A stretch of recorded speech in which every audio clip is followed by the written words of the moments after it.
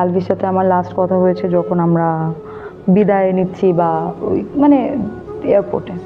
তারপর আর কোনো যোগাযোগ হয়নি? না। আচ্ছা, যখন শুনেছেন যে এরকম একটা ঘটনা আপনিও জড়িয়ে গেছেন, তখন কি একবারও ভয় লাগেনি বাংলাদেশে আসতে? আমি তো কোনো অপরাধ করি নাই, আমি তো কাউকে গিয়ে মেরে ফেলি নাই।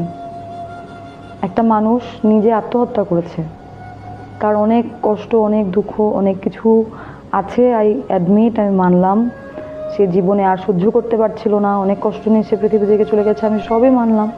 বাট আমি তো তাকে গিয়ে মারি নাই, আমি তাকে গিয়ে মারি নাই। এবং আমি তাকে মানে থাকে না যে তোমার জামাইকে ছাড়ো, তোমার জামাইকে আমি বিয়ে করবো, যেগুলো কথা মানুষ বলতেছে, বা তিথি প্রেগনেন্ট, তিথি আর আলু বিয়ে করছে, এগুলো তো কোনো টেস্টে আমার তো এখানে ভয় পাওয়ার কিছু নাই। আচ্ছা, আপনি কি মনে করেন আপনার ক্যারিয়ারে অনেকটাই প্রভাব ফেলবে এই ঘটনাটা?